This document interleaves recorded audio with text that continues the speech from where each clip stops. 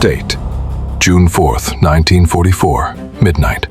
The southern shores of England were being battered by one of the fiercest storms in history. Across the English Channel, Europe had become a prison, and Hitler, its warden. The day that would change the fate of millions had finally arrived, but that day had fallen captive to a storm that felt like a harbinger of the apocalypse.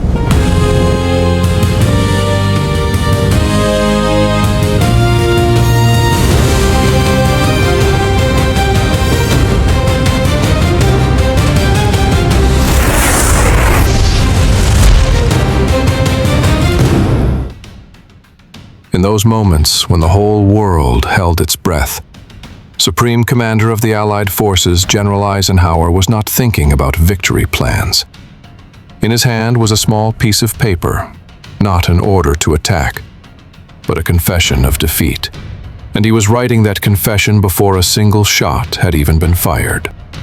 We will make our stand. For 2 years, they had been preparing for this moment.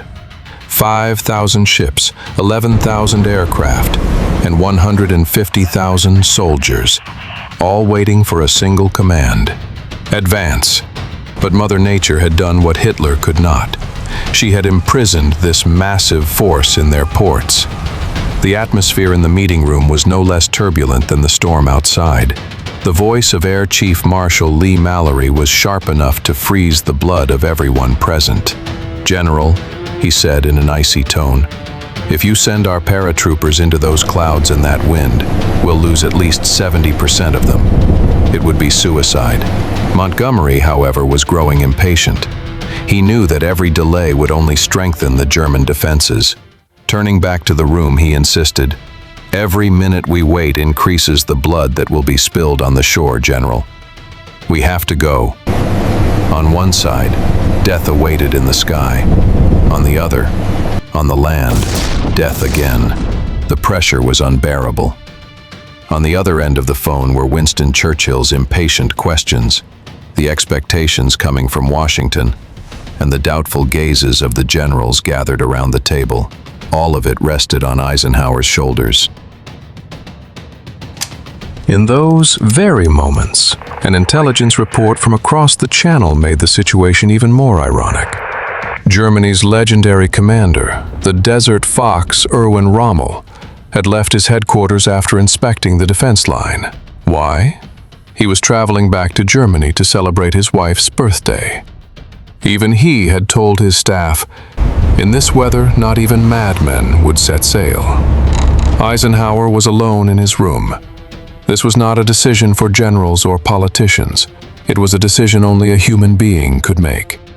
Ike, the son of a Kansas farmer, now held the fate of the world in his hands. In his mind were the faces of the young men who would jump with parachutes, the images of soldiers drenched and terrified in the landing craft. If he was wrong, the gray waves of the English Channel would become the grave of an entire generation. And then, the whisper of fate entered the room, in the voice of a meteorologist.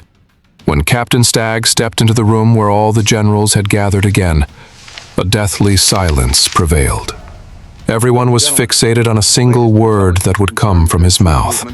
"General," he said hesitantly, The storm is losing strength after midnight. It looks like it might give us a very small window of about 6 hours from dawn until noon tomorrow. But I can't guarantee it. It's only a possibility. A 6-hour possibility. Only 6 hours of hope to send the greatest armada in history across the sea. After that, the storm would return. Chaos would return. The gambling table was set, and Eisenhower had to go all in. Eisenhower looked at each general in the room, one by one. He saw the fear, the hope, and the expectation in their eyes. Years of preparation, the labor of millions, and the fate of tens of thousands of lives now depended on a few words that were about to be spoken. He took a deep breath and announced that historic decision in one of the simplest sentences in history. "All right," he said, "we're going."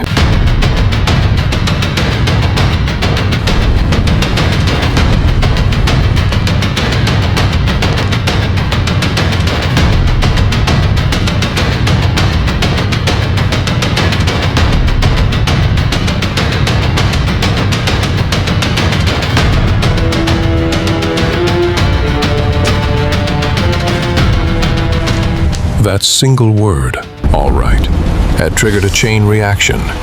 Within minutes, thousands of ships began cutting through the stormy waves, advancing into the darkness, the sky filled with the roar of aircraft carrying paratroopers. As Eisenhower watched this immense force disappear into the night from his window, he remembered for a fleeting moment the small piece of paper in his pocket, that letter of defeat. That letter was never needed. D-Day, despite all the losses and the suffering, succeeded and changed the course of history. Yet that letter tells something far more important than victory itself. It speaks of the humility of a leader who, even at the height of his power, still felt the weight of human lives on his shoulders. Because that night, Dwight D. Eisenhower knew that true leadership is not about being applauded in the moment of triumph. It is about being ready to bear, alone, the full responsibility for a possible disaster. And that small letter became not just the legacy of a general, but the greatest lesson a human being ever left to history.